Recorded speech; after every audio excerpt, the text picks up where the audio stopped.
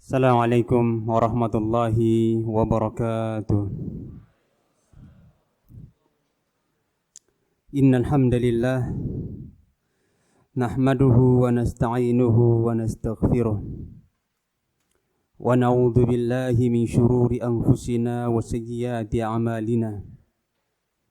May yahdihillahu fala mudilla lahu wa may yudlilhu falan tajida lahu waliyyan mursyida.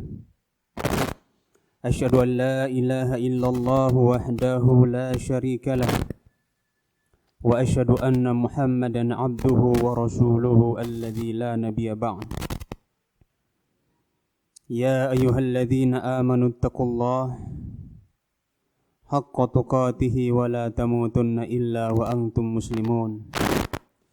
يا أيها الناس اتقوا ربكم الذي خلقكم من نفس واحدة وخلق منها زوجها وبث منهما رجالا كثيرا ونساء واتقوا الله الذي تساءلون به والأرحام إن الله كان عليكم رقيبا.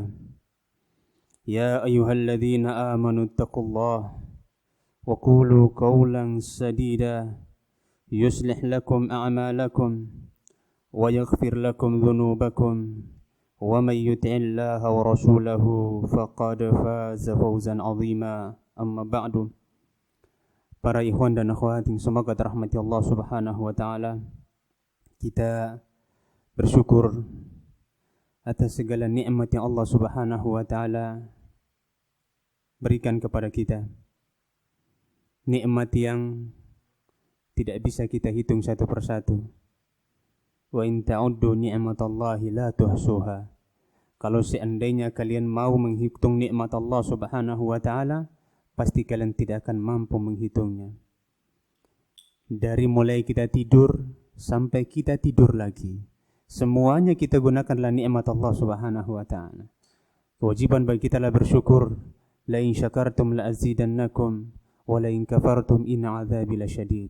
Jika kalian bersyukur, aku tambahkan nikmat tersebut. Namun jika kalian kufur, maka ketahuilah sesungguhnya azabku sangatlah pedih. Ada nikmat yang kita minta Allah berikan dan Allah tunda. Ada juga nikmat yang tidak kita minta Allah berikan kepada kita. Contohnya apa, ikhwan? Mata yang mampu melihat. Siapa yang tadi malam berdoa kepada Allah Subhanahu wa taala, ya Allah, jadikanlah aku orang yang mampu melihat besok pagi. Siapa di antara antum yang berdoa? Enggak ada.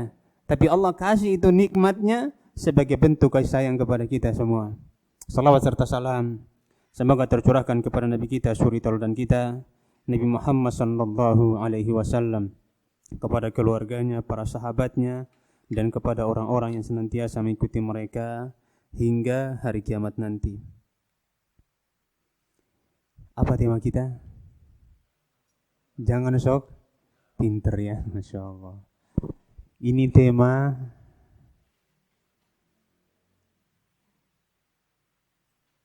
sebenarnya ini kajian minggu ba'da subuh, menggantikan Ustadz Imam Ahmad hafizahullah ta'ala.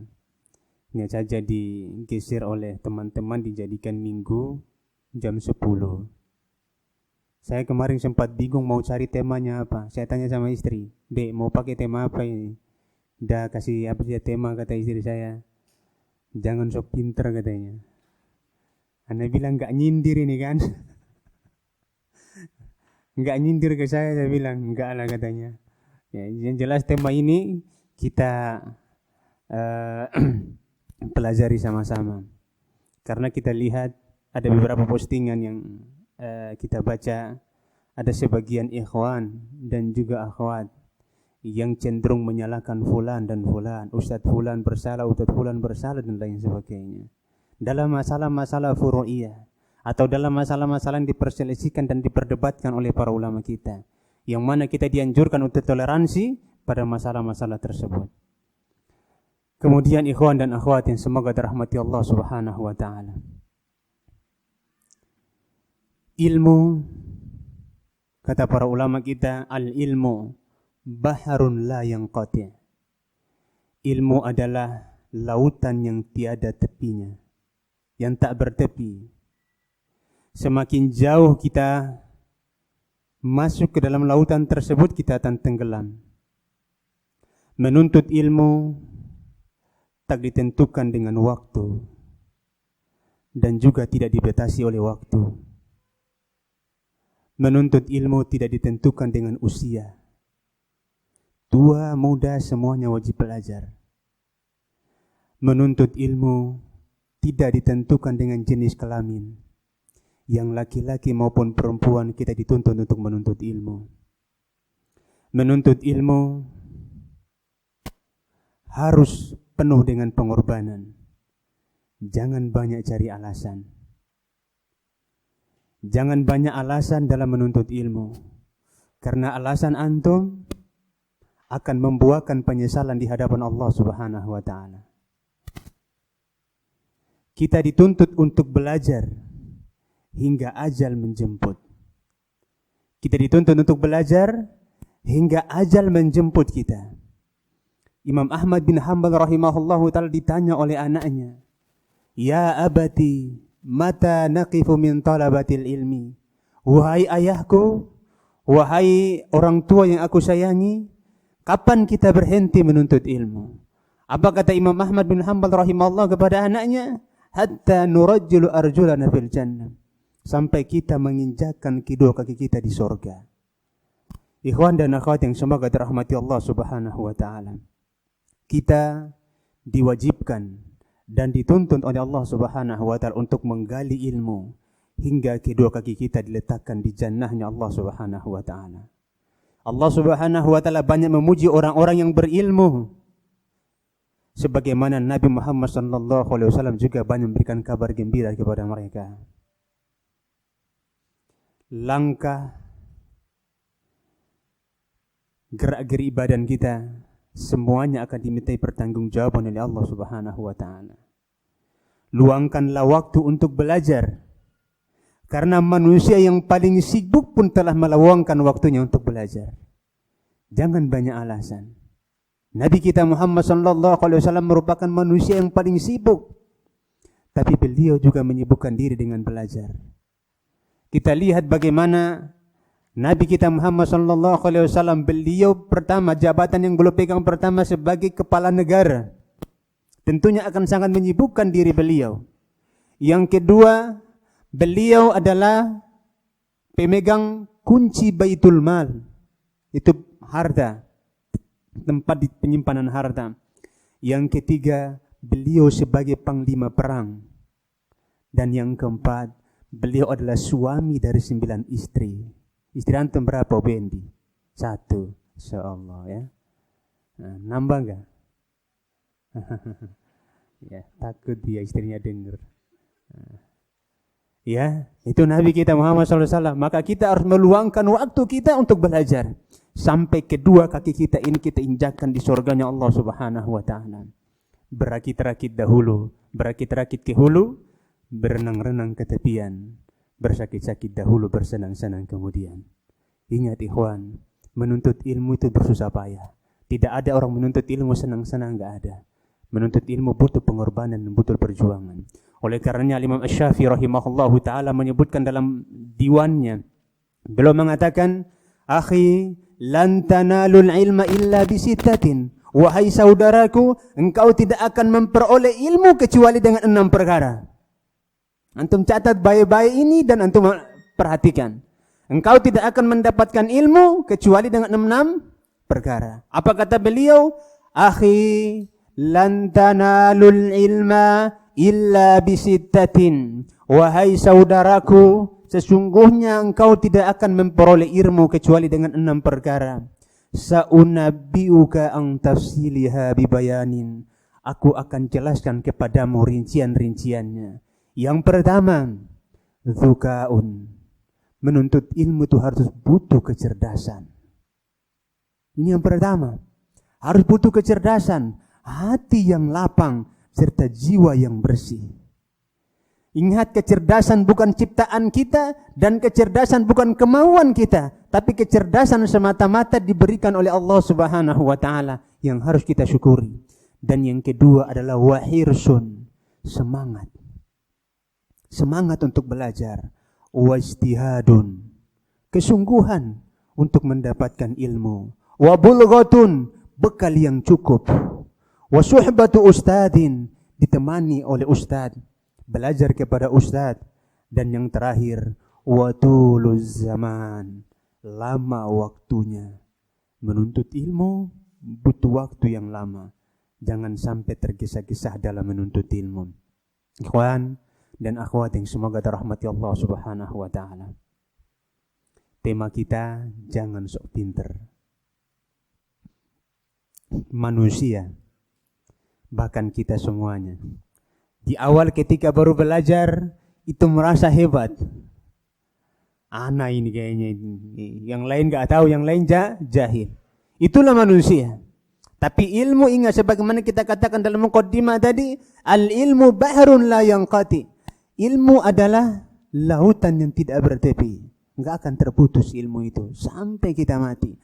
Meskipun sebanyak apapun kita belajar, sebanyak apapun kita baca, Allah tegaskan dalam Al-Quran, wa ma utitum minal ilmi illa qalil, dan tidaklah kami berikan kalian ilmu kecuali sedikit.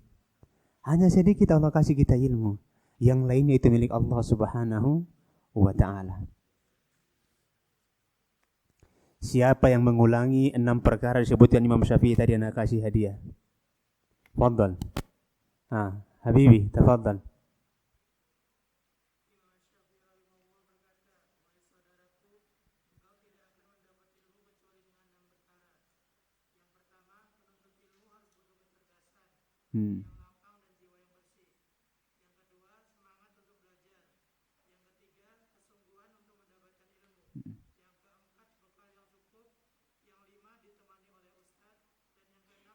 Masya Allah, barakallahu fiik. Tafadhal habibi. Iya. Jazakallahu khairan. Nah, itu 6 perkara yang disebutkan oleh Imam Asy-Syafi'i rahimahullahu taala. Ikhwan dan semoga dirahmati Allah Subhanahu wa taala. Syekh Muhammad bin Mukhtar As-Shinqiti rahimahullahu taala, ketika ditanya tentang bagaimana kita menyikapi orang yang malas menuntut ilmu. Ada orang-orang yang subhanallah dia bosan menuntut ilmu. Tapi tahukah antum, kalau seandainya kita tahu bahwa dalam ilmu itu memiliki manfaat yang sangat besar dan Allah Subhanahu wa taala banyak memuji mereka, tentunya kita tidak akan pernah bosan untuk mencari dan menuntut ilmu. Dalam Al-Qur'an banyak sekali ayat yang Allah Subhanahu wa taala sebutkan tentang para penuntut ilmu, dan juga banyak hadis Nabi kita Muhammad sallallahu alaihi wasallam menyebutkan tentang keutamaan dari para penuntut ilmu. Apa kata Imam An-Nawawi rahimahullahu taala ketika menyebutkan tentang keutamaan dari menuntut ilmu? Beliau memberikan sebuah komentar yang sangat bagus. Apa kata beliau? Qad takataratil ayat wal ahbar wal athari wa tawatarat wa tatabaqatid dalailis sarihati wa tawafaqat ala fadilatil ilmi wal hathi ala tahsilihi wa ijtihadi fi iktibasihi wa ta'limihi wa ana adhkuru tarfan min dhalika tanbihan ala ma hunalika. Apa kata beliau? Sungguh banyak ayat dan juga banyak hadis yang menyebutkan tentang keutamaan dari menuntut ilmu, dan ana yakin antum semuanya sudah tahu. Tapi kadang-kadang kita bosan menuntut ilmu, kita butuh dicambuk lagi. Seorang budak yang dia malas bekerja, dia harus dicambuk agar dia semangat bekerja. Kerbau yang dia mulai bosan untuk apa?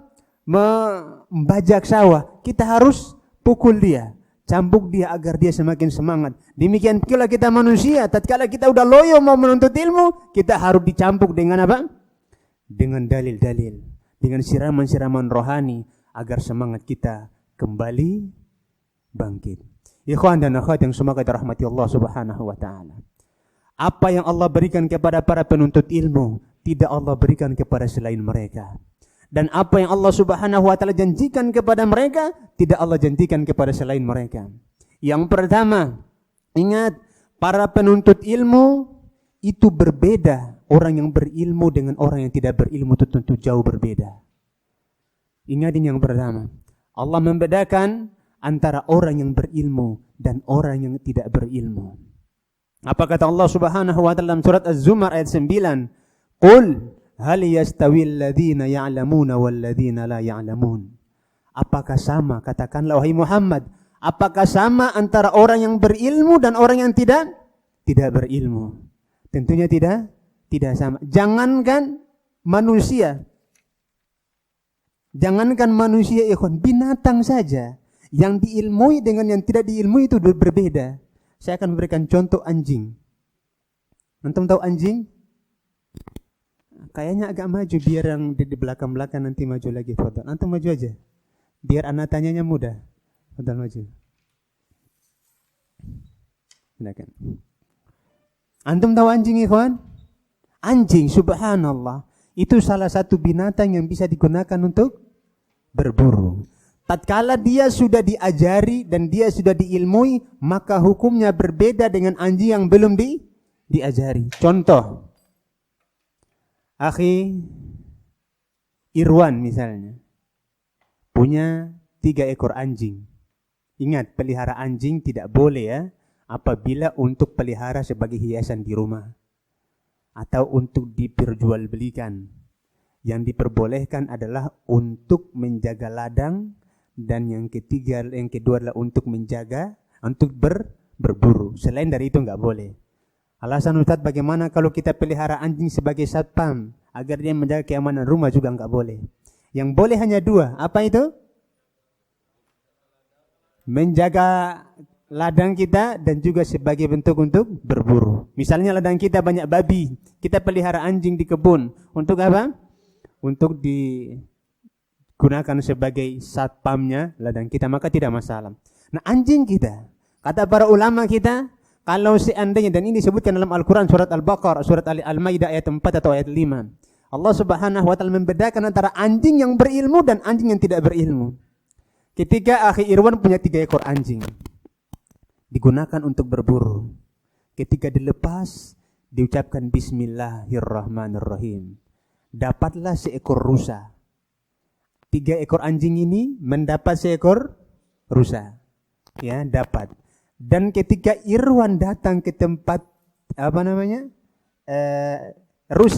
rusanya udah mati. Rusanya sudah mati dan belum disembelih atau belum sempat disembelih oleh akhi Irwan.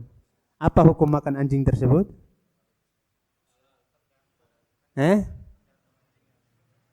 Tergantung anjingnya. Apa? Halal. Kenapa halal? Karena? Masya Allah. Karena dia sudah dilatih. Sehingga hukumnya beda dengan apa? Maka dia halal apa haram dimakan? Halal. Ini anjing saja dibedakan, bagaimana manusia? Tentunya Allah mengatakan dalam Al-Quran apa? Hal yastawil ladzina ya'lamuna wal ladzina la ya'lamun. Apakah sama antara orang yang berilmu dan orang yang tidak berilmu? Jawabannya apa? Tentunya tidak sama. Orang yang berilmu, dia beramal sesuai dengan ilmunya. Dia beribadah sesuai dengan ilmunya. Berbeda halnya kalau anjing tadi misalnya, antum lepas 3 ekor anjing. Baca bismillah. Dapat rusa 1 ekor. Begitu antum ke sana, rusanya udah mati. Selain dari 3 ekor anjing, ada juga 2 ekor anjing liar. Ada juga 2 ekor anjing liar. Anjingnya udah mati. Apa hukumnya? Haram. Kenapa haram? Syubhat. Karena kita tidak tahu anjing mana yang membunuh. Yang membunuh apa? Masya Allah, ini fikih nih, antum udah kelabakan jawabnya. Contoh, anak kasih contoh fikih matematika. Antum tembak burung. Bang! Jatuh burungnya. Baca bismillah ya, antum tembak baca bismillah, jatuh burungnya. Belum disembelih mati burungnya. Boleh dimakan? Boleh. Yang kedua, antum tembak burung. Baca bismillah, Allahu Akbar, tembak, burungnya jatuh di air. Belum sempat antum sembelih, burungnya mati. Boleh enggak dimakan? Jangan dimakan, kenapa? Nah, tidak boleh dimakan, kenapa? Karena hukumnya meragukan. Apakah tembakan kita yang bunuh dia ataukah air yang membunuh? Yang membunuh apa? Burung tersebut. Sehingga kalau kita dapat dia udah mati, nggak boleh dimakan. Tapi kalau kita dapat masih hidup, maka kita langsung sembelih dengan menyebut nama Allah Subhanahu wa taala. Lalu bagaimana dengan manusia? Tentunya mereka lebih utama daripada hanya sekedar seekor anjing. Itu yang pertama. Yang kedua, Allah Subhanahu wa taala mengatakan kepada Nabi kita Muhammad sallallahu alaihi wasallam agar meminta tambahan ilmu. Apa kata Allah Subhanahu wa taala? Wa qur rabbi zidni ilma. Katakanlah wahai Muhammad, ya Tuhanku tambahkanlah ilmuku kepadaku. Subhanallah. Nabi tidak pernah meminta tambahan harta. Nabi kita tidak pernah meminta tambahan dunianya. Nabi kita juga tidak pernah meminta tambahan dari kerajaan beliau, tapi beliau diperintahkan Allah Subhanahu wa taala satu-satunya meminta tambahan ilmu. Kenapa? Al ilmu yahrithuka wal malu tahrisuhu. Ilmu akan menjagamu sementara harta engkau yang menjaganya. Orang punya harta enggak nyaman hidupnya. Banyak hartanya 1 M misalnya atau 2 miliar dia taruh di rumahnya, aneh yakin enggak nyaman hidupnya. Mau pergi keluar rumah, ketakutannya luar biasa. Mau kemana-mana, ketakutan bagaimana dengan uang yang ada di rumah dan lain sebagainya. Tapi kalau ilmu kita mau kemana, ilmu yang jaga kita. Dan kita enggak perlu repot-repot untuk menjaga ilmu tersebut. Keutamaan yang ketiga, Allah Subhanahu wa taala mengatakan, "Innama yakhsyallaha min ibadihil ulama." Sesungguhnya orang-orang yang takut kepada Allah Subhanahu wa taala adalah para ulama. Para pelaku maksiat, dia bermaksiat karena dia tidak punya ilmu. Makanya kalau antum sebagai penuntut ilmu dan kita semuanya sebagai penuntut ilmu masih bermudah-mudahan dalam bermaksiat kepada Allah Subhanahu wa taala, maka kita seperti orang jahil. Orang yang apa? Jahil. Ikhwan dan akhwat yang semoga dirahmati Allah Subhanahu wa taala. Yang selanjutnya Rasulullah sallallahu alaihi wasallam mengatakan, "Man salaka tariqan yaltamisu fihi ilman, sahhalallahu lahu bihi tariqan ilal jannah." Barang siapa yang menempuh satu jalan untuk menuntut ilmu, maka Allah Subhanahu wa taala akan mudahkan dia jalan menuju surga. Para ulama kita ketika mengomentari hadis ini, apa kata mereka? Jalan-jalan menuju surga itu sangat banyak. Sangat apa? Sangat banyak. Seorang suami keluar dari rumahnya mencari nafkah untuk istri dan anaknya di rumah adalah jalan menuju surga. Seseorang berangkat ke masjid, melangkahkan kakinya ke masjid merupakan jalan menuju surga. Seorang berangkat haji atau berangkat umroh merupakan jalan menuju surga. Berjihad fi sabilillah merupakan jalan menuju surga. Tapi semua jalan-jalan tersebut tidak disebutkan oleh Nabi kita Muhammad sallallahu alaihi wasallam. Yang disebutkan oleh Nabi kita adalah langkah untuk menuntut ilmu. Apa kata para ulama? Karena sesungguhnya langkah yang paling cepat memasukkan manusia ke dalam surga adalah langkah menuntut ilmu. Kita dari jalan, dari rumah ke jalan, di tempat masjid misalnya, mau menuntut ilmu.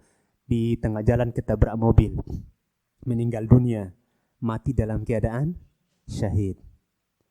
Nuntut ilmu tiba-tiba meninggal dunia, ikhlas karena Allah Subhanahu wa taala, maka meninggal dalam keadaan syahid. Dan orang-orang seperti ini akan dijamin masuk surga oleh Allah Subhanahu wa taala. Langkah yang paling cepat memasukkan seseorang ke dalam surga adalah apa?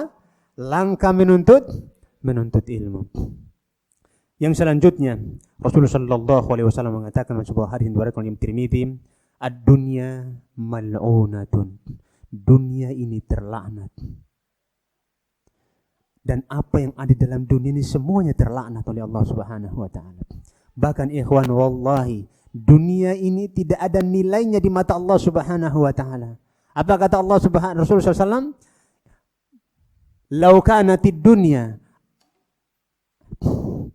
Lau kanat dunya. Apa hadisnya, kawan? Lau kanat dunya tajinu indallahi janaha ba'udah ma saqa kafiran minha syarbata ma'in. Kalau seandainya dunia ini ada nilainya di mata Allah Subhanahu wa taala sebesar atau seberat sayap nyamuk, apa jaminannya? Maka Allah tidak akan pernah beri minum dan makan kepada orang-orang kafir. meskipun seteguk air. Berarti apa? Dunia ini enggak ada faedahnya sama sekali, enggak ada manfaatnya sama sekali, dan enggak ada nilainya sama sekali di mata Allah Subhanahu wa taala. Kadang-kadang kita cari dunia, berbangga-bangga dengan dunia. Untuk apa kita banggakan? Kadang-kadang kita mencari dunia, kita bermegah-megah dengan dunia. Untuk apa kita mencari hal itu? Dunia enggak ada manfaatnya, dan dunia enggak ada nilainya. Buktinya apa? Tatkala Allah Subhanahu wa taala membuktikan di akhirat. Dalam surat Al-A'raf ayat 40. Orang-orang penghuni neraka memanggil orang-orang penghuni surga. Apa kata mereka? Wa nadam ashabun nari ashabal jannah an afidu alaina minal ma'. Ketika orang-orang penghuni surga, penghuni neraka memanggil penghuni surga. Siapa? Orang-orang kafir. Memanggil penghuni surga dari kalangan orang-orang yang beriman. Wahai orang-orang mukmin, wahai orang-orang penghuni surga, tuangkanlah sedikit kepada kami air. Sedikit air aja kami tuangkan agar kami bisa minum. Au mimma razaqakumullah, atau apa yang Allah rizkikan kepada kalian. Apa kata penghuni surga? Qalu innallaha harramahuma 'alal kafirin. Apa kata mereka? Sungguh Allah Subhanahu wa taala telah mengharamkan kedua-duanya untuk orang-orang kafir. Subhanallah, sedikit saja Allah tidak akan berikan minum kepada mereka. Maka dunia ini enggak ada apa-apanya. Apa kata Rasulullah SAW? Mal'unun ma fiha, dan terkutuk semua yang ada di dalam dunia ini. Illa dzikrullahi wa ma walah, kecuali berzikir kepada Allah Subhanahu wa taala yang serupa dengan zikir. Maka hidup di dunia, ikhwan, kita hidup di dunia tujuannya adalah untuk ibadah, bukan untuk main, bukan untuk main-main. Kalau tujuan kita diciptakan dunia untuk main-main, binatang juga main-main. Kalau seandainya kita diciptakan di dunia untuk makan-makan, binatang juga makan. Kalau seandainya kita diciptakan dunia untuk bekerja, monyet juga bekerja. Tapi kita diciptakan dunia ini untuk apa? Untuk Allah Subhanahu wa taala. Agar kita berzikir kepada Allah Subhanahu wa taala, agar kita ingat sama Allah Subhanahu wa taala. Dalam surat Thaha ayat ke-50, apa kata Allah Subhanahu wa taala tentang orang-orang yang berpaling dari mengingat Allah? Meskipun dia banyak hartanya, meskipun dia banyak duitnya, dan meskipun tinggi jabatannya, tapi tatkala dia berpaling dari Allah Subhanahu wa taala, Allah jadikan hidupnya sempit dan banyak masalah dalam rumah tangganya. Apa kata Allah Subhanahu wa taala? Wa man a'rada an dzikri fa inna lahu ma'isyatan dhanka. Barang siapa yang berpaling dari mengingat Allah Subhanahu wa taala, maka baginya penghidupan yang sempit. Ya Allah, dia punya mobil, hidupnya sempit, dia punya usaha, hidupnya sempit, dia punya jabatan, tapi itu jaminan dari Allah Subhanahu wa taala tatkala dia berpaling dari Allah Subhanahu wa taala. Saya mengenal salah seorang di daerah kami di Maluku Utara. Dia tergolong orang terkaya di daerah kami. Tergolong orang terkaya di daerah kami. Suatu hari dia bersama dengan kawan kami yang udah ngaji, karena sama-sama masuk rumah sakit umum Kota Ternate. Pagi-pagi mereka jalan-jalan bareng. Dia curhat sama kawan. Apa kata dia? Saya heran. Orang-orang di sini menganggap saya orang paling kaya di sini. Saya merasa enggak. Saya merasa tidak.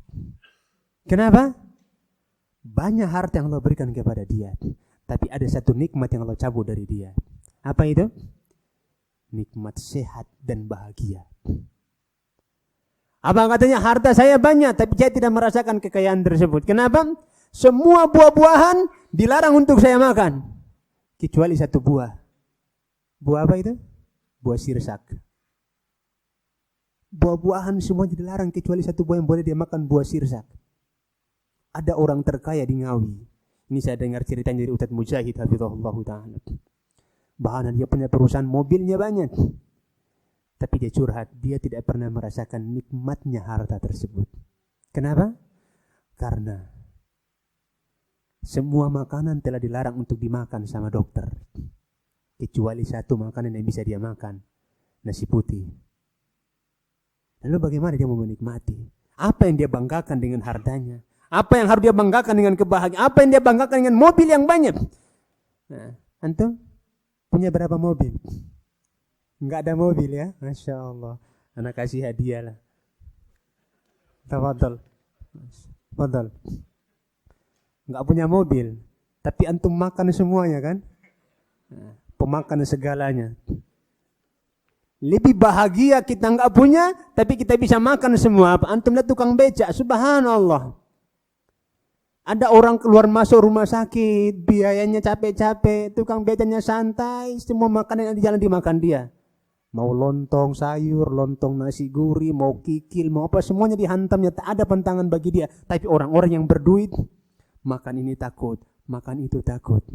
Kenapa? Karena dia berpaling dari Allah Subhanahu wa taala. Inilah dunia tu mal'una, kecuali berzikir kepada Allah Subhanahu wa taala. Antum kalau mau cari kebahagiaan, jangan cari di harta. Bahagia itu kita enggak pegang. Kita enggak pegang bahagia kayak gini, enggak. Bahagia itu ada dalam hati kita, yang diletakkan sama Allah Subhanahu wa taala baru kita bahagia. Maka carilah bersama Allah Subhanahu wa taala. Apa kata Allah Subhanahu wa taala? Ala bidzikrillah tatmainnul qulub. Ketahuilah hanya dengan mengingat Allah Subhanahu wa taala, hati-hati menjadi tenang, hati-hati menjadi tentram, dan hati-hati menjadi bahagia. Ikhwan dan akhwat yang semoga dirahmati Allah Subhanahu wa taala. Kemudian beliau mengatakan wa aliman wa muta'allima. Dan ulama dan orang yang belajar. Itu yang tidak terkutuk, itu yang tidak terlaknat. Selain dari itu mereka semuanya terlaknat. Tahta jabatan, kerajaan dan lain sebagainya, harta, mobil dan sebagainya, semuanya terlaknat. Kecuali 3. Siapa mereka? Orang yang berzikir kepada Allah. Yang kedua, orang yang berilmu. Dan yang ketiga, orang yang menuntut ilmu. Dan semoga kita termasuk dari salah satu dari 3 golongan tersebut. Kalau enggak golongan pertama, ya Allah, golongan yang kedua lah. Kalau enggak golongan kedua, golongan ketiga. Kalau enggak semuanya kita masuk. Agar kita tidak terlaknat oleh Allah Subhanahu wa taala. Ini keutamaan dari ilmu. Maka jangan bosan-bosan menuntut ilmu. Kemudian yang selanjutnya, Rasulullah sallallahu alaihi wasallam bersabda, "Fadlul 'alimi 'alal 'abid ka fadlil qamari 'ala sa'iril kawakib." Perumpamaan, keutamaan orang yang berilmu dan ahli ibadah seperti apa? Seperti perbandingan apa? Bulan dan seluruh bintang-bintang. 1000 bintang melawan 1 bulan akan mengalahkan 1 bulan akan mengalahkan 1000 bintang. Ini menunjukkan keutamaan dari orang yang berilmu. Karena orang ahli ibadah, antum tahu sendiri dia beribadah berdasarkan semangatnya. Saya pernah mengenal seorang di Jawa Timur. Subhanallah. Pernah berkunjung ke rumah dia pagi jam 9 kalau nggak salah. Memang dia orang ahli ibadah, luar biasa ibadahnya. Kita pun iri lihat ibadahnya. Kami datang, kata anaknya, ayah lagi sholat. Kami tunggu sampai 1 jam. Ayah belum keluar, ayah masih sholat. Nambah lagi. Anaknya ngomong yang sama, ayah masih sholat. Dan seterusnya. Walau yusolli fil masjid, dan dia nggak sholat di masjid.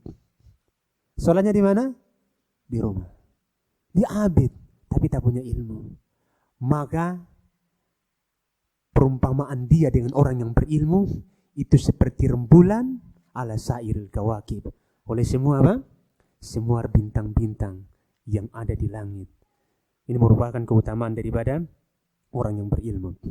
Kemudian Mu'adz bin Jabal radhiyallahu taala anhu mengatakan dalam sebuah perkataan beliau, "Ta'allamul ilma." Belajarlah, tuntutlah ilmu kalian wahai manusia. Fa inna ta'allumuhu lillahi khasyah. Karena sesungguhnya mencari ilmu, belajar ilmu, karena Allah Subhanahu wa taala akan menumbuhkan rasa takut dalam hati kita. Wa talabuhu ibadatun. Mencarinya adalah ibadah. Wa mudzakaratuhu tasbihun. Mudzakarah, murajaah, mengingatkan dan lain sebagainya itu adalah apa? Tasbih. Wal bahthu anhu jihadun. mencari, mentelaah apa hadisnya, ayatnya berapa, dan lain sebagainya. Itu adalah bentuk jihad di jalan Allah Subhanahu wa taala. Wa ta'limihi ma la ya'lamuhu sadaqah. Mengajarkan kepada orang yang tidak tahu adalah sedekah. Wa badluhu li ahli qurbat. Dan mencari ilmu itu kepada ahlinya merupakan amalan kebaikan yang dapat mendekatkan seseorang kepada Allah Subhanahu wa taala.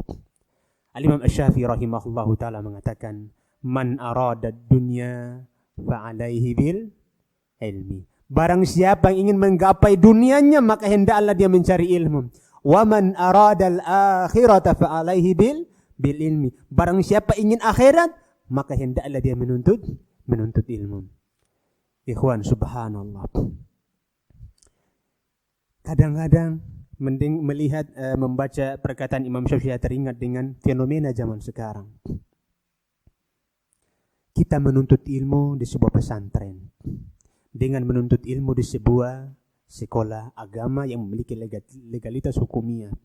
Kadang-kadang orang tua pesimis kalau seandainya anaknya tuh kalau nuntut ilmu nggak dapat ijazah akan suram masa depannya. Betul nggak? Dan banyak seperti itu. Apalagi kalau seandainya anaknya itu cuma kerjanya hafal Al-Quran saja.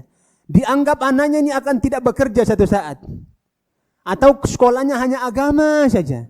Dia menganggap kehidupannya akan sengsara. Tidak. Ikhwan, anak mengenal seorang. Ini baru seorang, belum kita ceritakan yang lainnya. Ini anak sebagai motivasi untuk ibu-ibu yang ada di belakang.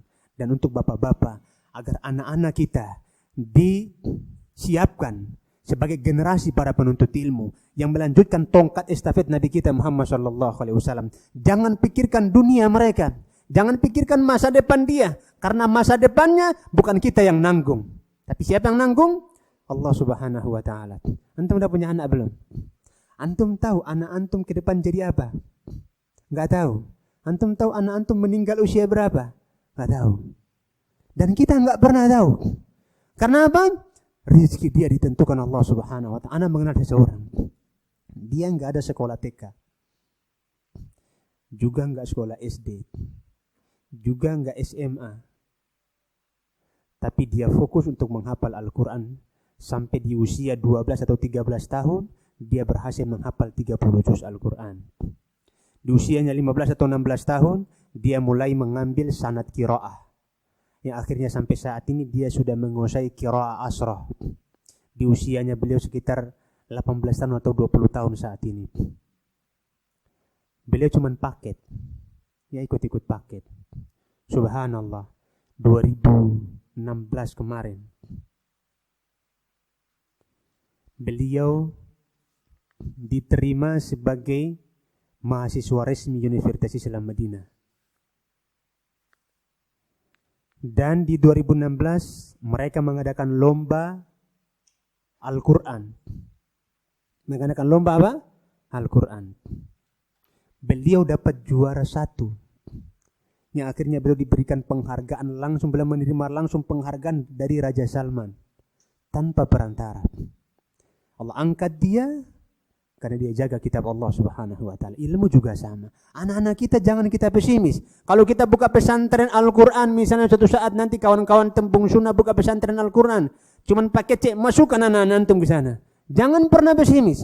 Karena rezeki ditentukan Allah Subhanahu wa ta'ala. Betapa banyak saat ini orang-orang yang berijazah nganggur. Tapi antum cari saat ini siapa yang 30 juz nganggur?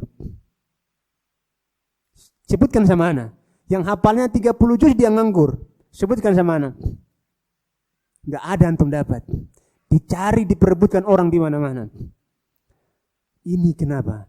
Tatkala dia menyibukkan dirinya dengan ilmu. Tatkala dia memperhatikan agama Allah Subhanahu wa ta'ala. Dan tatkala anak-anak kita siapkan untuk generasi-generasi tersebut. Maka antum jangan pernah pesimis. Anak kita bukan kita yang kasih makan. Sebagaimana antum bukan antum yang kasih makan diri antum sendiri. Tapi siapa yang kasih makan? Allah Subhanahu wa ta'ala. Betullah kata Imam Asy-Syafi'i, man arada dunya fa alaihi bil ilmi. Barang siapa yang mau dunia, maka hendaklah dia menuntut ilmu. Barang siapa yang mau akhirat, maka hendaklah dia menuntut ilmu. Ikhwan dan akhwat yang semoga dirahmati Allah Subhanahu wa ta'ala. berkaitan dengan tema kita. Ada 5 tipe penuntut ilmu. Antum masuk golongan mana? Ada 5 tipe penuntut ilmu. Dan kita masuk golongan mana? Orang-orang yang mencari ilmu ada 5 macam. Yang pertama, orang yang ikhlas dalam menuntut ilmu. Orang yang apa, ikhwan? Yang ikhlas dalam menuntut ilmu.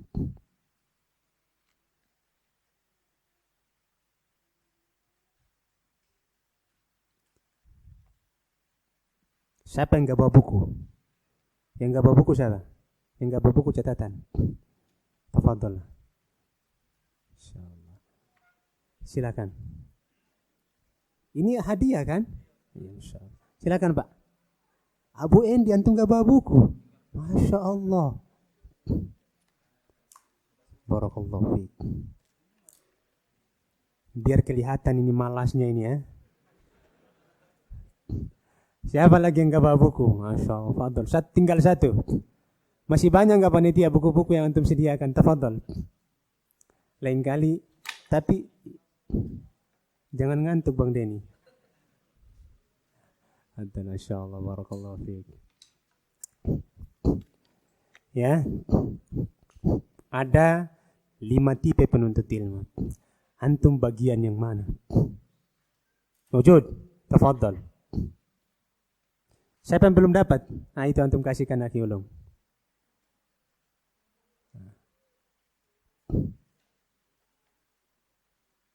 Tapi ingat, itu hadiah buku, jangan antum simpan di rumah ya. Hari Minggu besok datang gak bawa buku lagi, biar dapat buku lagi gitu ya. Masya Allah. Ya, jangan gitu Bendi ya. Masya Allah. Iya, ada 5 tipe penuntut ilmu. Antum camkan, antum bagian mana? Dan kita semua bagian mana? Ana berharap bagian pertama. Yang pertama, orang yang ikhlas dalam menuntut ilmu. Dan wallahi syabab, para pemuda, ikhlas itu susahnya luar biasa. Sabun jiddan. Sangatlah sulit. Tapi kita terus berusaha untuk ikhlas. Karena seorang mendapatkan pahala, seorang akan mendapatkan balasan sesuai dengan kadar niat yang ada dalam hatinya. Kita bisa dapat surga dengan menuntut ilmu kita tatkala kita ikhlas. Namun sebaliknya kita bisa masuk neraka dengan ilmu yang kita miliki tatkala kita enggak ikhlas kepada Allah Subhanahu wa taala. Apa kata Ibnu Abbas radhiyallahu taala anhu? Innama yu'tar rajul ala qadri niyatihim. Sesungguhnya seseorang diberikan ganjaran sesuai dengan kadar niat yang ada dalam hatinya. Apa kata Sufyanul Tsauri dan juga Imam Ahmad bin Hanbal rahimahullahu taala dan juga ulama-ulama yang lainnya, rubba amalin saghirin yukabbiruhu niyah wa rubba amalin kabirin yusaghiruhu niyah. Berapa banyak amalan yang kecil berpahala besar karena niat, dan berapa banyak amalan yang besar menjadi buah kecil karena juga niat. Maka ingat, dalam menuntut ilmu harus pelihara diri kita. Nuntut ilmu bukan untuk yang lainnya, tapi untuk Allah Subhanahu wa taala. Mereka inilah yang akan mendapatkan keberuntungan dunia dan akhirat. Dia nuntut ilmu bukan untuk ramai-ramai. Dia nuntut ilmu bukan untuk mencari atau berjumpa dengan kawan-kawannya. Dia nuntut ilmu bukan untuk sekedar menghabiskan waktu di rumah untuk menghilangkan kebosanan di rumahnya. Enggak. Dia nuntut ilmu karena Allah Subhanahu wa taala. Dia nuntut ilmu untuk menghilangkan kebodohan dari dirinya. Dia menuntut ilmu untuk mengangkat kejahilan yang ada pada dadanya dan untuk menjelaskan pada dirinya sendiri bahwa dia tidak tahu apa-apa. Ikhlas, dan ini susah. Maka kita harus banyak-banyak berdoa kepada Allah Subhanahu wa taala. Allahumma ja'al kulla amali khalisan liwajhikal karim. Ya Allah, jadikanlah seluruh amalanku ikhlas karenamu. La riyaan, bukan karena ria, wala syirkan, bukan karena kesyirikan, wala li ajri ardham minad dunya, dan bukan untuk mengharapkan puing-puing dari dunia ini, tapi untuk Allah Subhanahu wa taala kita belajar. Apa kata Sufyanul Tsauri rahimahullahu taala, "Ma'alajtu syai'an asyaddu alayya min niyati, innaha tataqallabu alayya." Subhanallah. Tidak ada satupun yang paling berat untuk aku obati melebihi mengobati niatku, karena dia berbolak-balik. Kenapa disebut hati, Pak? Siapa yang tahu hati, kenapa disebut hati? Karena bolak-balik. Masya Allah, barakallahu fiik. Tafadhal. Ya. Jazakallahu khairan. Karena berbolak-balik. Qalbun itu berbolak-balik. Maka yang disebut apa? Qalbun. Qallaba yuqallibu. Bolak-balik. Aku membolak-balikan buku. Qallabtul kitab. Aku membolak-balikan buku. Hati juga sama. Mudah berbolak-balik. Makanya susah dia diatur. Kita sedekah ini. Ikhlas. Begitu diterima orang, muncul. Hati tidak ikhlas. Atau awalnya ingin dipuji. Mau riyah. Tapi berpikir kemudian, ya Allah aku riyah. Berubah. Seperti itulah hati. Dan sangat sulit untuk kita obati. Dan yang ngomong ini Amirul Mu'minin bil hadis. Derajat tertinggi untuk apa? Untuk ahli hadis. Dia yang ngomong, bukan aneh yang ngomong. Sesuatu yang paling berat untuk aku obati adalah niatku. Maka ingat, sandarkan hati kita jangan kepada kita. Tapi sandarkanlah kepada Allah Subhanahu wa ta'ala. Yang memegang dan yang menguasai hati-hati manusia. Siapa yang tahu doanya anak kasih hadiah? Belum mana tanya ini. Masya Allah. Semangat kali, tafadhal. Antum dapat akuat. Ya Allah. Semangatnya luar biasa. Anda belum nanya, antum udah angkat tangan. Pertanyaannya. Ya. Ada doa meminta kekokohan hati. Agar hati kita kokoh di atas agama. Antum hafal. Afan dia dulu ya.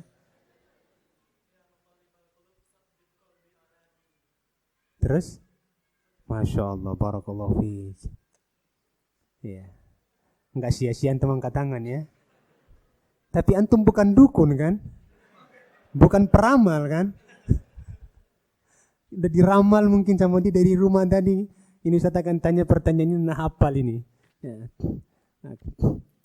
Ingat, niat kita bolak-balik. Maka doa yang harus kita baca apa? Ya muqallibal qulub, tsabbit qalbi ala dini. Wahai zat yang maha membolak-balikan hati, kokohkanlah hatiku di atas agamamu. Udah hafal semua? Siapa yang belum hafal? Yang belum hafal angkat tangan. Mulai menundukkan kepala. Pakai ilmu padi. Tahu ilmu padi, Pak? Ilmu padi semakin berisi semakin menunduk dia. Tapi ini menunduk bukan karena tahu, karena nggak tahu. Jadi beda ya sama padi. Hafal, ini doa yang harus kita hafal dan kita baca ketika sujud kita. Dan jangan antum bosan-bosan untuk hafal doa ini. Nabi kita Muhammad SAW senantiasa membaca doa ini ketika beliau berdoa. Sesuatu yang paling sulit untuk aku obati, kata Sufyan Tsauri, adalah niatku. Yang kedua, penuntut ilmu yang masih memiliki sifat hasad. Yang masih memiliki sifat hasad. Sifat hasad ini harus dirinci. Kalau seandainya hasad itu kepada zat ilmunya. Misalnya, fulan banyak ilmunya. Saya berangan-angan agar saya seperti dia. Banyak ilmunya, al-ghibtah. Cemburu dengan apa yang dia miliki. Maka ini hasad yang terpuji. Hasad yang terpuji. Berkeinginan agar berilmu seperti dia. Sehingga saya berusaha untuk belajar. Ini disebutkan oleh Nabi kita Muhammad SAW apa? La hasada illa fitnatain. Tidak boleh hasad kecuali pada dua hal. Yang pertama, seorang laki-laki yang Allah berikan dia harta. Kemudian dengan hartanya itu dia gunakan untuk berinfak dan bersedekah. Yang kedua, seorang laki-laki yang diberikan ilmu, kemudian diajarkan kepada orang lain. Kita harus hasad. Hasad yang kedua yang terlarang, yaitu apa? berangan-angan agar nikmat tersebut hilang darinya. Maka ini hukumnya haram. Kita kalau mau hasad harus pilih pada yang pertama, jangan pilih yang kedua. Kalau hasad yang pertama ini, yang kedua bahaya. Yang pertama itu terpuji, mamduh, terpuji. Maka kita kalau hasad kepada saudara kita, hasadlah pada dua hal. Kita lihat misalnya ada saudara kita punya usaha, dan dengan usahanya dia royal untuk bersedekah, berinfak, kita hasad sama dia. Hasad dalam artian al-ghibtah, cemburu. Ya Allah, kalau seandainya aku punya harta seperti dia, aku akan melakukan seperti fulan. Kalau aku seperti ilmunya, aku akan mengajarkan seperti dia. Ini hasad yang terpuji. Yang tercela adalah apa? Berangan-angan agar nikmat tersebut hilang dari orang tersebut. Ini dosa besar. Dosa besar. Apa kata Nabi kita Muhammad sallallahu alaihi wasallam? Iyyakum wal hasada fa innal hasada ya'kulul hasanat kama ta'kulun narul hataba. Hati-hati kalian dengan sifat hasad, karena sifat hasad itu memakan kebaikan sebagaimana api memakan kayu bakar. Sebagaimana api memakan kayu bakar.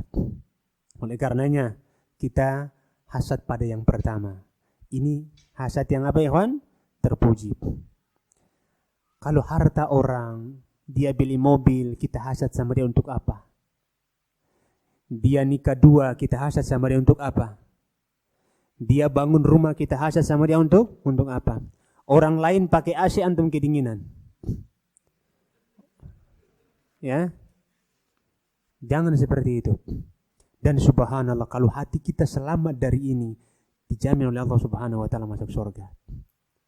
Akan dijamin oleh Allah subhanahu wa ta'ala masuk surga. Siapa yang mau masuk surga, angkat tangan. InsyaAllah. Antum gak mau? Kok enggak angkat tangan? Semua kita mau, ya, masuk surga. Salah satu agar masuk surga adalah apa? Bersihkan hati kita dari sifat hasad. Jangan hasad sama orang, jangan iri. Selamat dari dia. Agar kita selamat dari sifat hasad tersebut, ingat, doakan orang tersebut. Doakan dia. Apa doanya? Barakallahu fiik, ya. Ada doa khusus agar kita enggak hasad sama orang lain dalam masalah dunia. Siapa yang hafal doanya? Kayaknya harus dipancing pakai hadiah kayaknya ini. Siapa yang hafal doanya nak kasih hadiah? Man yujib. Allahumma jangan antum baca doa hujan, ya. Allahumma shayyiban nafi'ah. Allahumma zid alaihi wa'tini khairan minhu. Ya Allah, tambahkanlah nikmatmu untuknya, tambahkanlah karuniamu untuk dia, dan berikanlah aku yang terbaik dari apa yang kau berikan kepadanya. Kita enggak hasad lagi insyaallah. Maka doakanlah saudara kita yang memiliki kenikmatan.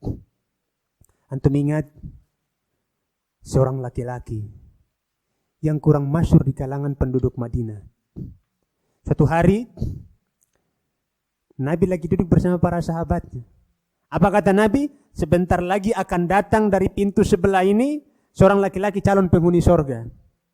Datang laki-laki yang gharib, yang namanya kurang masyhur di kota Madinah. Datang, dia duduk di majelis. Abdullah bin Amr bin As memperhatikan ini pemuda. Satu. Besoknya Nabi mengatakan hal yang sama. Sebentar lagi akan datang seorang pemuda calon penghuni surga, masuk dari pintu tersebut. Masuk orang yang sama. Yang kedua, yang ketiga, kata Nabi, sebentar lagi akan datang seorang laki-laki calon penghuni surga. Masuk orang yang sama.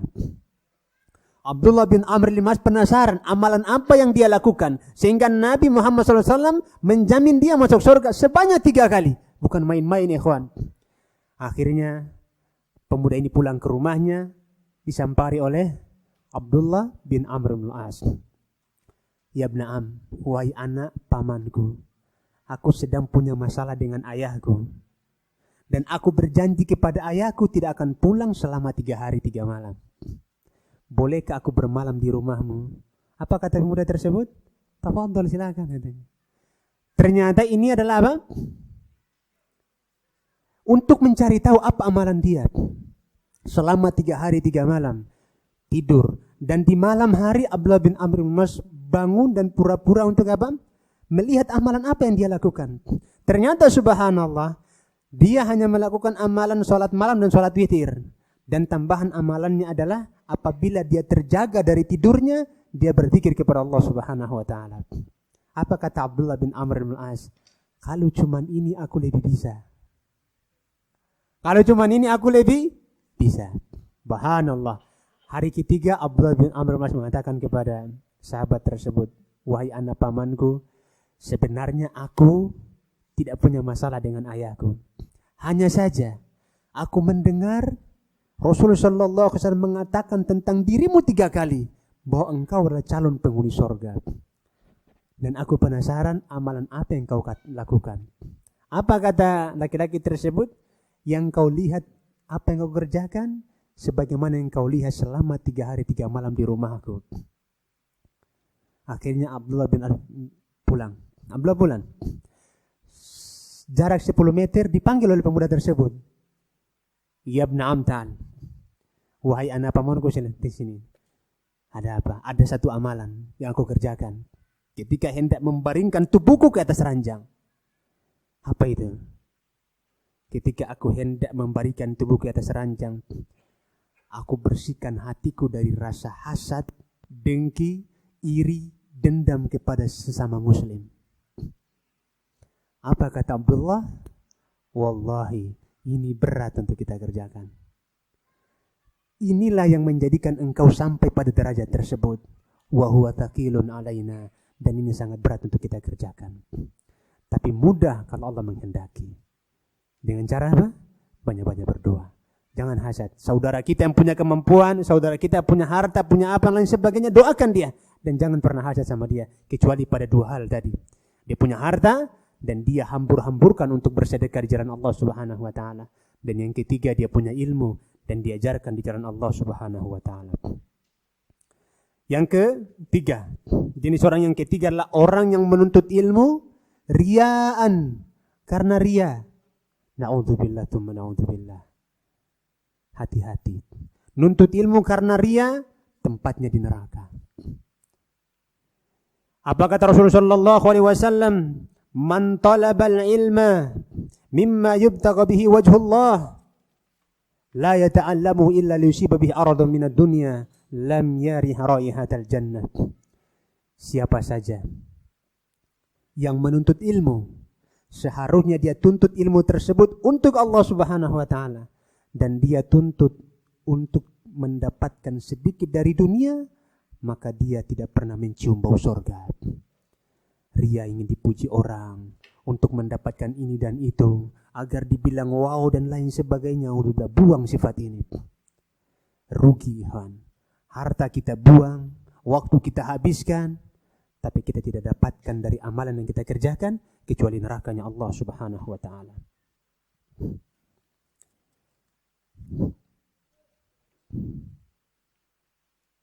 Apa kata Allah subhanahu wa ta'ala dalam Al-Quran? Surat Asy-Syu'ara ayat 20. Man kana yuridu hartad dunya nu'tihi minha. Barang siapa yang menginginkan kehidupan dunia, maka akan kami berikan kehidupan dunia tersebut. Wa man kana yuridu hartal akhirata. Man kana yuridu hartal akhirata nu'tihi minha. Najid lahu fi harti. Barang siapa menginginkan kehidupan akhirat, maka akan kami tambahkan pemberian kami kepada dia. Namun barang siapa menginginkan kehidupan dunia, maka akan kami berikan kepada dia apa? Apa yang dia inginkan.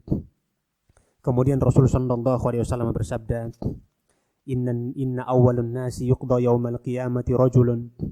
Sesungguhnya neraka pertama kali dinyalakan untuk 3 orang. Yang pertama siapa? Orang yang mati syahid, tapi tidak ikhlas kepada Allah subhanahu wa ta'ala, maka neraka dibakar untuk dia. Yang kedua, orang yang menuntut ilmu dan juga orang yang membaca Al-Quran. Tapi dia nuntut ilmu agar dikatakan orang alim. Dia baca Al-Quran agar dikatakan seorang qari. Akhirnya Allah subhanahu wa ta'ala masukkan dia ke dalam neraka. Dan yang ketiga adalah orang yang memiliki harta. dan dia dermawan dalam memberikan harta tersebut, namun dia tidak ikhlas kepada Allah Subhanahu wa taala. Dia melakukan hal tersebut agar dikatakan jawadun sebagai orang dermawan, maka Allah Subhanahu wa taala masukkan dia ke dalam neraka. Naudzubillah, tsumma naudzubillah.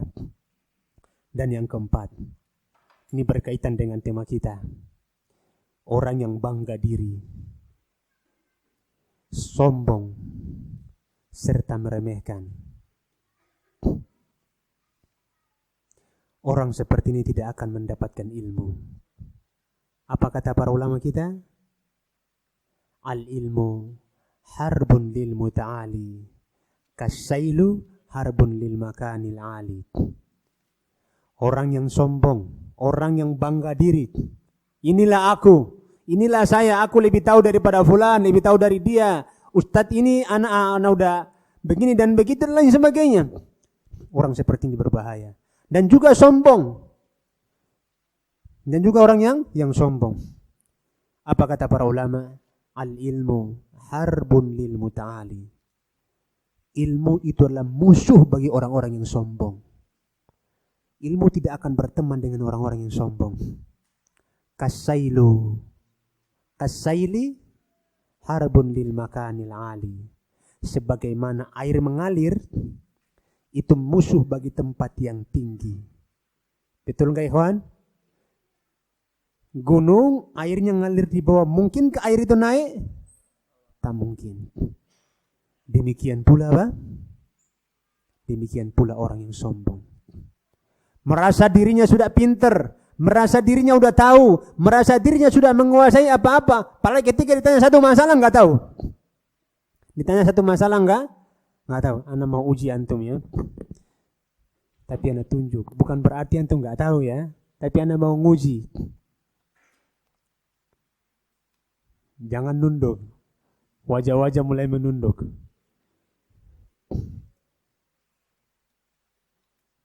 Yang paling belakang pakai peci. Antum. Udah siap? Siap apa? Pertanyaannya satu. Sebutkan rukun mandi junub.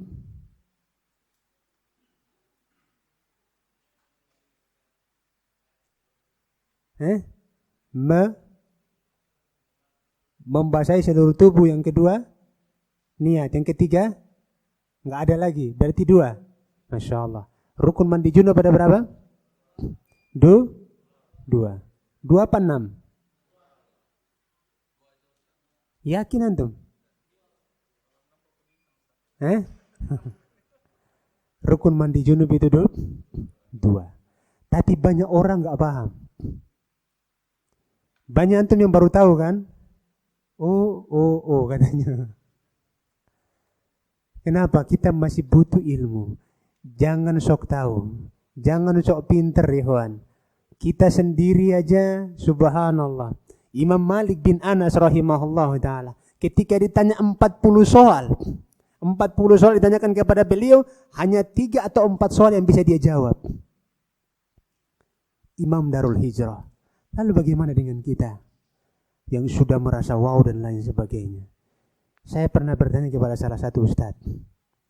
Ana udah pegang di pertanyaan ketika masih menjadi mahasiswa. Ana merasa ini dia tahu dan masalahnya masyhur. Ana anggap dia pasti tahu dan karena dia memegang masalah fikih dan dia yang ngajarkan ana masalah fikih. Ana tanyakan ustadz, masalah seperti ini bagaimana jalan keluarnya? Wallahu a'lam bishawab, ana enggak tahu. Subhanallah. Itu ilmu. Kita semuanya tidak tahu apa yang kita pelajari. Masih sedikit ilmu yang Allah berikan kepada kita. Maka jangan pernah sombong ikhwan. Dapat kesempatan untuk belajar, kita belajar. Dapat kesempatan untuk kita membaca, kita membaca. Karena orang-orang yang sombong tidak akan pernah mendapatkan ilmu kecuali sedikit yang Allah berikan kepada dia. Apa yang dia dapatkan untuk dirinya sendiri dan tidak akan memberikan manfaat kepada orang lain. Saya sering dikasih tahu oleh istri, ada salah satu ikhwan kita dan juga akhwat kita, semoga kalian tidak termasuk di dalamnya, yang subhanallah kerjaannya mengkritik asatidzah. mengatakan fulan begini dan begini, ini dan begini dan begitu. Naudzubillah tsumma naudzubillah. Hati-hati. Yang mengkritik orang secara terang-terangan itu tidak boleh. Kalau mau kita kritik ustadz-ustadz kita, 4 mata kita kritik. Bisa jadi antum yang dikritik kalau udah 4 mata. Ya. Maka ingat, kita harus punya kaidah. Jangan merasa lebih tahu. Kita butuh belajar. Apa yang dikatakan oleh asatidzah kita dan diperdebatkan oleh mereka, jangan antum nimbrung di dalamnya. Itu bukan kuasa antum dan bukan pula wewenang antum dan bukan pula ladang tanaman antum. Tanaman antum di mana, ladang antum di mana ya kawan? Belajar. Dan tidak perlu komentar. Kita hanya sekedar baca dan baca. Jangan sok tahu dan jangan sok menggurui. Karena kita masih butuh belajar. Kalau penuntut ilmu disebut apa? Tolibun. Tolib. Kita di bawahnya tolib. Apa? Di bawahnya tolib apa? Tolib itu agak di atas. Akan ada derajatnya. Di bawah, agak ke atas tolib. Baru ke atasnya lagi apa? Alimun. Kalau syekhun itu bahasa untuk orang tua. Di bawahnya tolib apa? Awam, Masya Allah. Awam tuh gak belajar dia. Di bawah tolib apa ikhwan?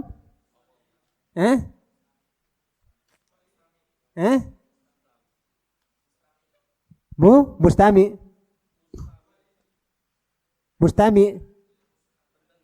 Pendengar, itu pendengar. Di bawah pendengar lagi dia. Apa?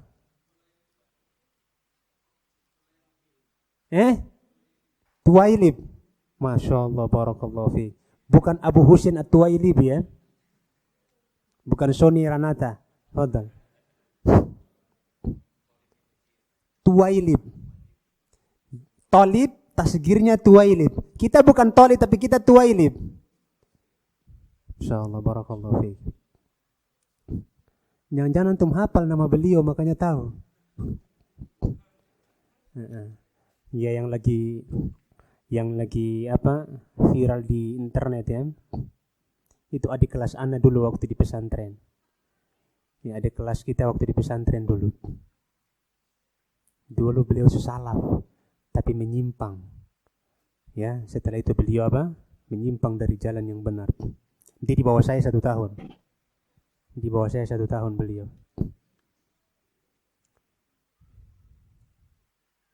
Ini apa ya? Dengar nggak dia ini? Marah pula dia sama ana nanti. Nggak apa-apa lah. Oh, kita sama-sama tahu kok.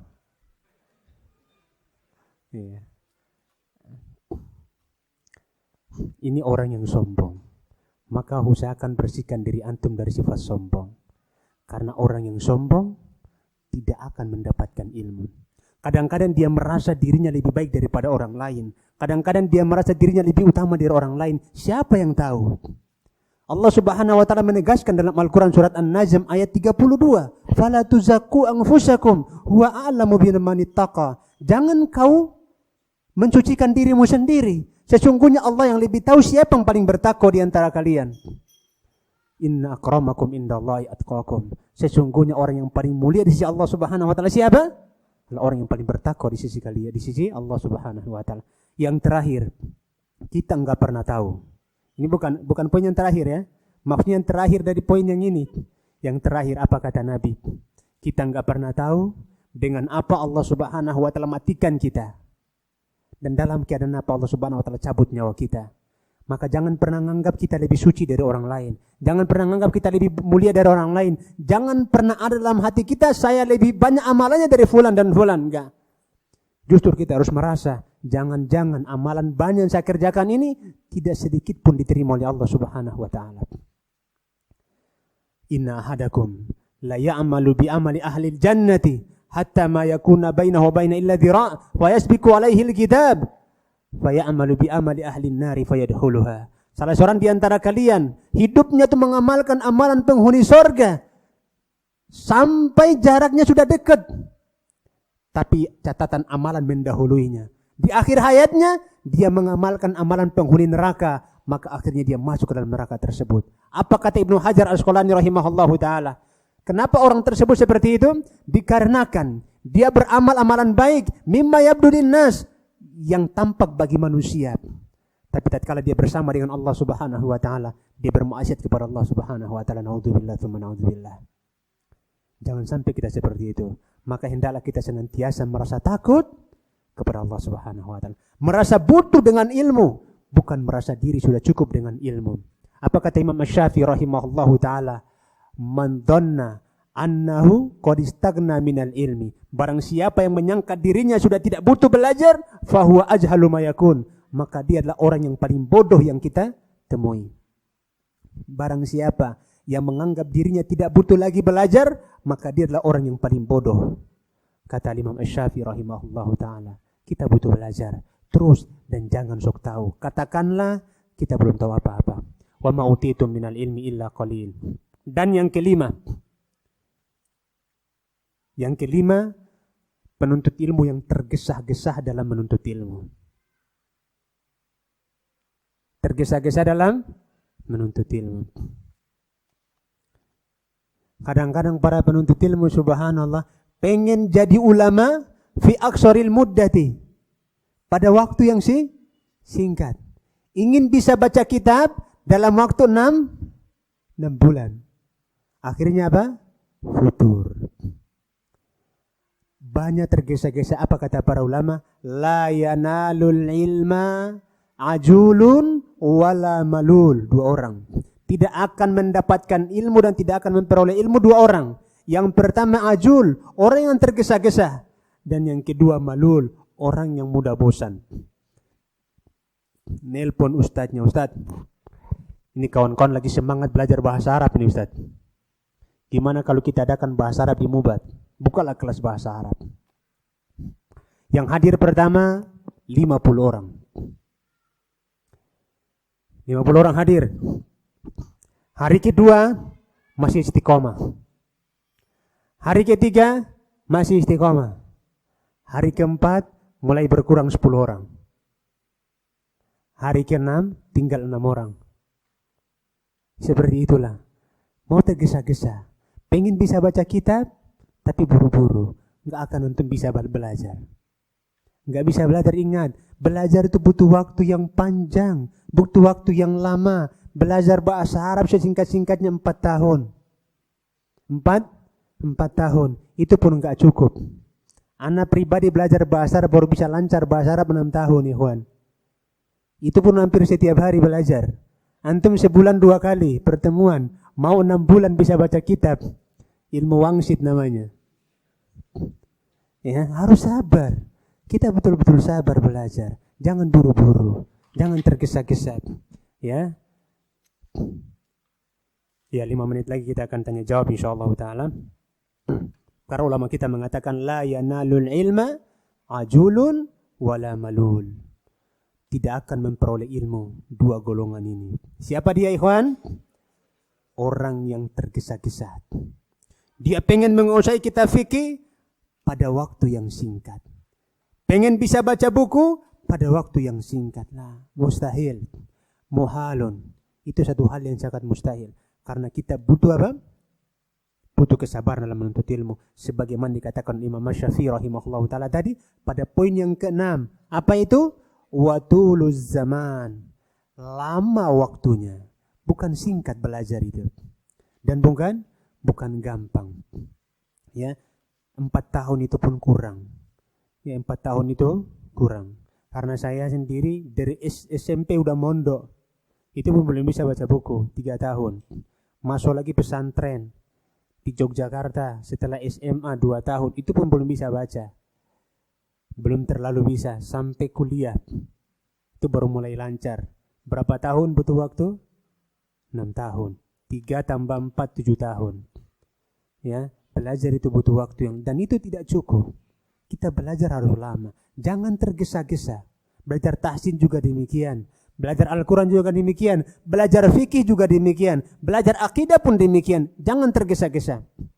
Salah satu guru kami, subhanallah, antum pernah ceritakan, beliau bercerita kepada kami, ketika motivasi kami untuk belajar dan semangat belajar akidah. Belum mengatakan ikhwan, ana menghatamkan usul al-thalatha itu 8 kali belajar kepada Syekh Abdul Razak hafizahullah ta'ala. 8 kali hatam. Siapa yang sudah kali hatam usul salatha angkat tangan? 1 kali hatam? Enggak ada. Kita belum ada hatam. Tapi kita udah merasa wow dan wow, merasa tahu dan lain sebagainya. Jangan. Ya, kita harus menundukkan diri kita. Wallahu ta'ala alam bisawab. Ini yang bisa saya sampaikan. Mudah-mudahan bermanfaat untuk kita semuanya. Bagi antum dan antuna yang mau bertanya, kami persilahkan. Tafadhal.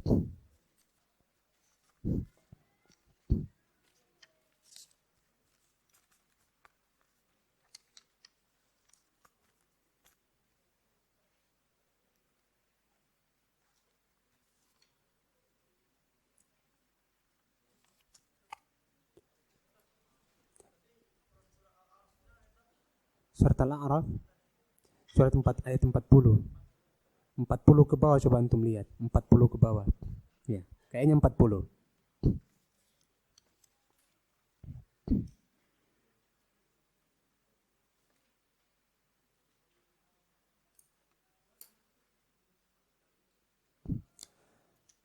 Assalamualaikum. Waalaikumsalam warahmatullahi wabarakatuh. Apakah musibah itu sebagai ujian untuk meninggikan derajat, atau musibah itu sebagai siksaan, hukuman yang disegerakan di dunia ini? Barakallahu. Ujian yang Allah berikan kepada hamba ada 2 macam. Yang pertama namanya musibah yang Allah berikan kepada seorang hamba ada 2 macam. Yang pertama ada namanya azab, dan yang kedua ada namanya ujian. Kalau dia termasuk orang-orang yang taat kepada Allah Subhanahu wa taala dan mendapatkan musibah, maka itu adalah apa? Ujian. Tapi dia adalah orang para pelaku maksiat, kemudian dia terkena musibah, maka itu disebut dengan azab. Dan ingat, kalau Allah Subhanahu wa taala menguji seorang hamba, itu adalah untuk hikmah dan sebagai kasih sayang kepada hamba tersebut.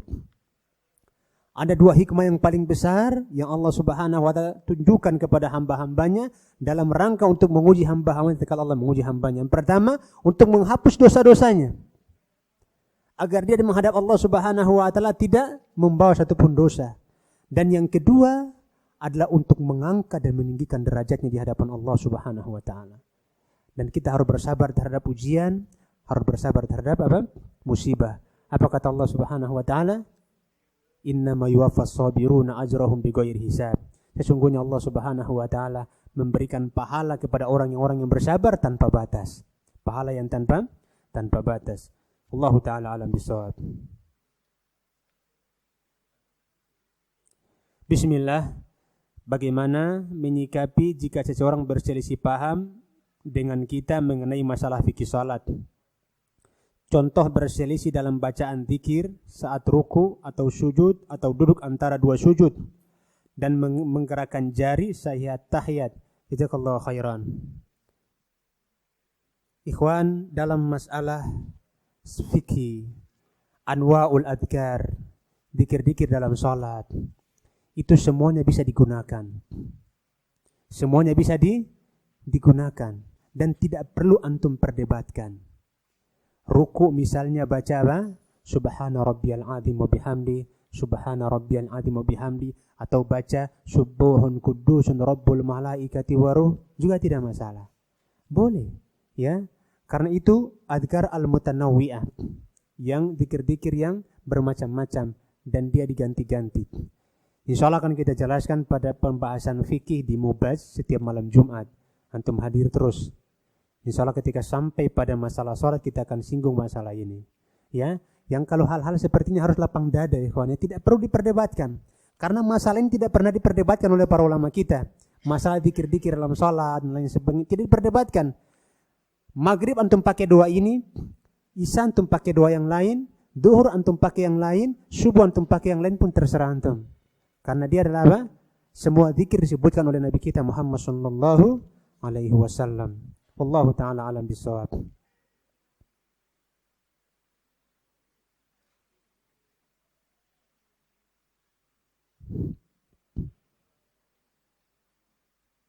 Assalamualaikum Ustaz. Waalaikumsalam warahmatullahi wabarakatuh.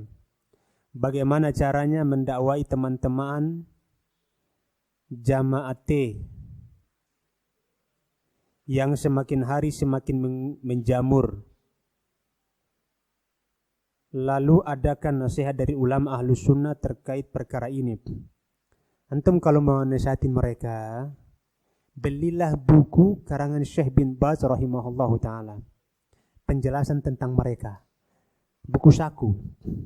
Anda yakin kayaknya di Pustaka Ratu ada. Bukunya kecil, tipis. Buku saku dia. Penjelasan tentang kedudukan mereka.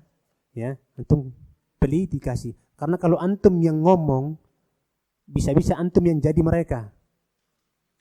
Karena mereka punya hujah yang kuat. Benar. Ana pernah berdebat dengan mereka. Dan subhanallah, memang betul lah kata Imam Syafi'i. Kalau aku berdebat dengan orang pintar, aku menang insya Allah. Tapi kalau aku berdebat dengan orang bodoh, aku kalah. Ketika perjalanan Surabaya-Medan, Surabaya Ternate via kapal laut waktu itu. Saya pakai kapal laut 3 hari 3 malam. Kalau biasa kapal laut banyak di atas kapal mereka. Saya mencoba mendebat dengan mereka masalah agama. Saya dibikinnya putar kiri, putar kanan, lompat kiri, lompat kanan. Tak bisa kita kalahkan mereka. Maka jalan satu-satunya antum belikan buku, kasih dia. Itu buku yang pertama, buku karangan Syekh bin Baz. Buku yang kedua, buku karangan Syekh Muhammad bin Jamil Zainu rahimahullahu ta'ala. Judulnya Al-Firqatun Najiyah wa Ta'ifa Al-Mansurah. Terjemahannya Jalan Golongan yang Selamat. Sudah diterjemahkan ke dalam bahasa Indonesia. Silakan antum beli dan antum kasihkan ke mereka. Mudah-mudahan dia mau baca. Ya. Mudah-mudahan dia mau baca.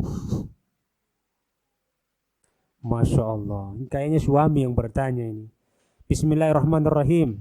Apa tugas istri secara detail dalam rumah tangga? Antum mau pulang apa enggak mau pulang ini? Ini tugas istri itu banyak. Dari mulai tidur sampai tidur lagi itu tugas dia semua itu. Ya. Kalau masalah rumah tangga, masalah suami istri, ana sarankan antum tanya sama ahlinya Ustaz Joko. Ya. Tanya sama Ustaz Joko. Wallahu ta'ala alam bisawab. Masya Allah. Yang mau hadiah siapa?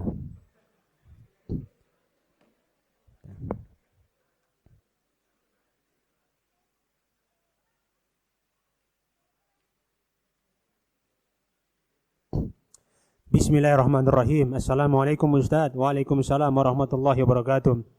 Ustaz, apakah seorang istri berzina ketika suami sudah meninggal, kemudian sang istri taubat, apakah di akhirat akan bersanding dengan suaminya kembali? Insyaallah. Insyaallah akan bersanding kembali. Allahu wa yaghfiru dzunuba jami'a. Allah Maha mengampuni segala dosa, tapi ingat jangan diulangi kembali. Jangan diulangi kembali. Az-zina min aswa'it thariq min turuqi syaitan. Zina merupakan seburuk-buruk jalan syaitan yang ditempuh oleh manusia. Jangan sampai lakukan hal tersebut. Ya, kalau bertobat dan suami anti orang yang saleh, tetap akan diperjumpakan kembali. Karena Allah Subhanahu wa taala Maha menerima taubat seorang hamba apapun dosa yang dia lakukan. Apa kata Allah Subhanahu wa taala? Qul li ibadiyalladzina asrafu ala anfusihim la taqnatu min rahmatillah innallaha yaghfiru dzunuba jami'a innahu huwal ghafurur rahim. Katakanlah kepada hamba-hambaku wahai Muhammad, jangan sekali-kali mereka berputus asa dari rahmat Allah Subhanahu wa taala. Sesungguhnya Allah Maha mengampuni semua dosa. Innallaha yaghfiru dzunuba jami'a innahu huwal ghafurur rahim. Sesungguhnya Allah Maha Pengampun lagi Maha Pengasih. Ya, itu sifat Allah Subhanahu wa taala. Selama bertobat dan mencucikan diri sebelum meninggal dunia. Wallahu taala alam bisawab.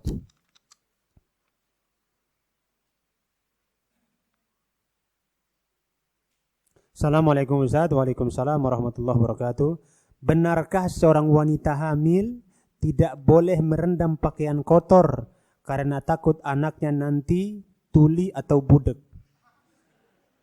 Apakah kepercayaan seperti ini termasuk syirik? Termasuk syirik asgor.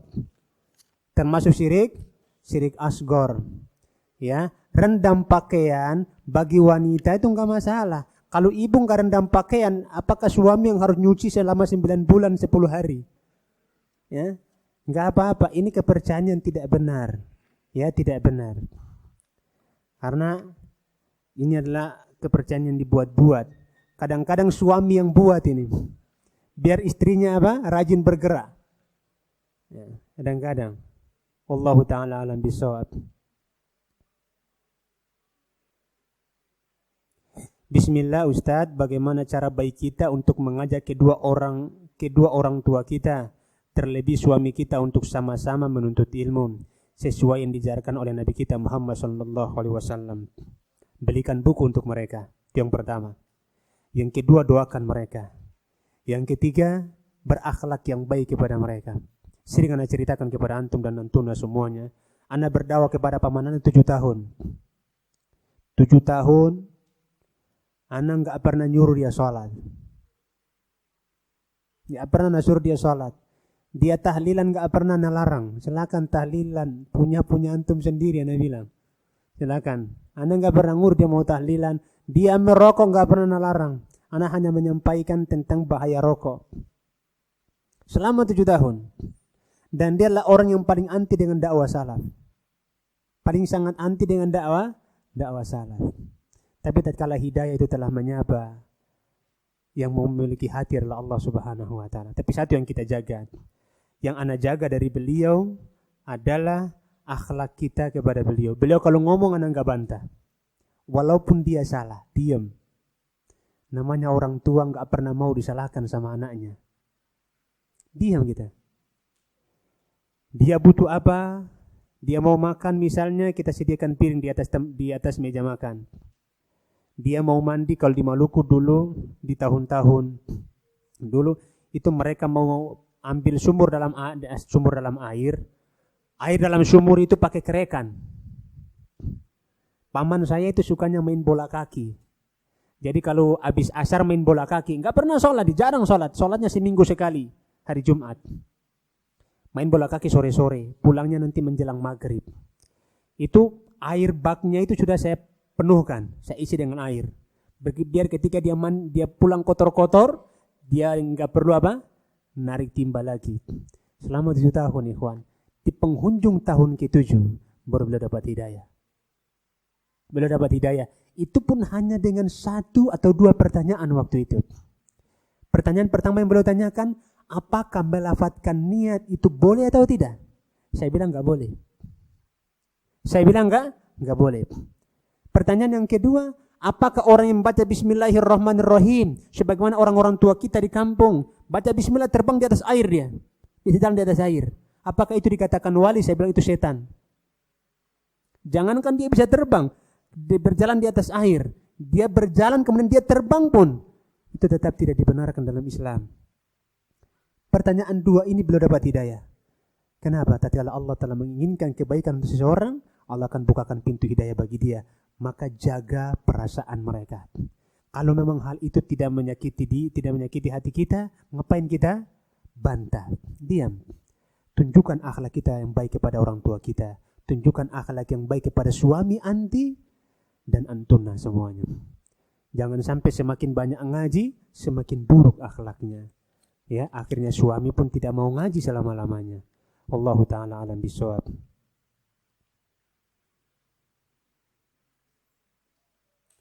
Bismillah Ustaz, bagaimana cara menanggapi seorang yang selalu membongkar rahasia? Jangan berteman dengannya. Orang yang selalu membongkar rahasia, jangan berteman dengan dia. Dan jangan ceritakan rahasia kepada dia. Teman itu ada 3. Yang pertama, teman yang memang memberikan manfaat kepada kita, dunia kita dan akhirat kita. Yang kedua, teman yang hanya memanfaatkan kita. Dan yang ketiga, teman yang sebagai racun buat kita. Pertama, harus kita temani. Dan harus kita rangkul dia. Dan harus kita doakan. Dan kita ingatkan dia ketika dia bersalah. Yang kedua, hanya sekedar kita sapa dia. Hanya sekedar kita sapa. Aib-aib kita diceritakan ke orang lain. rahasia kita dibongkarnya. Orang sepertinya hanya sekedar kita sapa. Dan orang yang ketiga seperti racun harus kita jauhi. Jangan kita jadikan sebagai teman. Ya, jangan kita jadikan sebagai teman. Jauhkan teman seperti ini. Jangan dijadikan teman. Assalamualaikum Ustaz. Waalaikumsalam warahmatullahi wabarakatuh. Masya Allah. Apa Nana mau bertanya Ustaz? Apakah grup Ustaz Arif Masuku Q&A masih aktif Ustaz? Iya, ini masih aktif ya. Tapi saya jarang buka. Nah, saya nggak punya WA. WA saya dipegang istri. Jadi WA saya pakai punya istri. Jadi akhwat-akhwat yang mau bertanya lewat pertanyaan itu masih aktif ya. Soalnya kadang ada ummahat yang nanya Ustadz lama-lama kali jawabnya. Ini buka aib Ustadz ini berarti. Ini buka aib Ustadz ya. Ya, terima kasih atas tegurannya ya. Barakallahu fiik. Nanti Anda baca semuanya pertanyaan yang sudah dikirimkan. Barakallahu fiik. Masya Allah.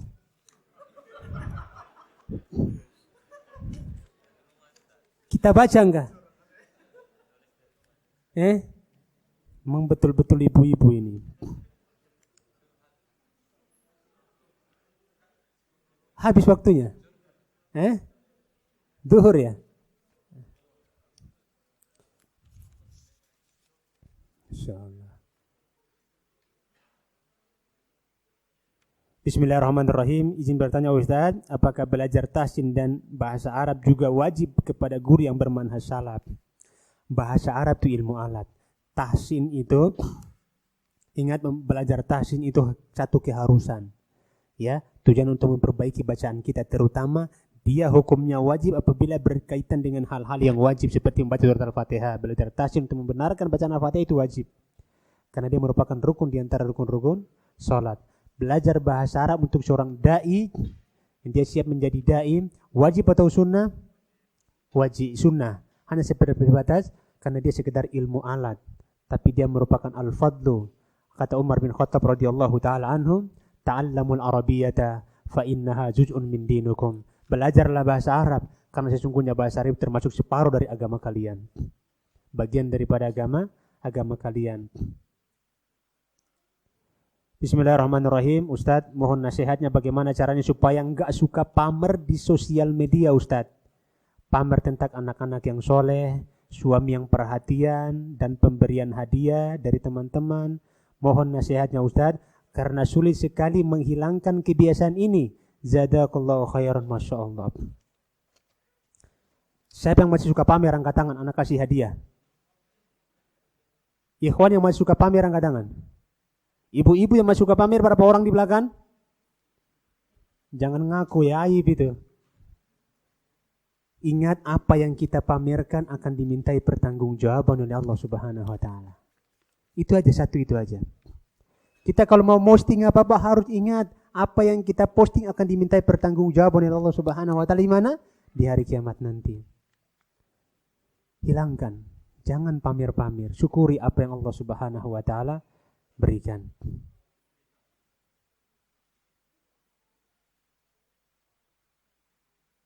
Masya Allah ya. Ini nanti saya baca di rumah ya.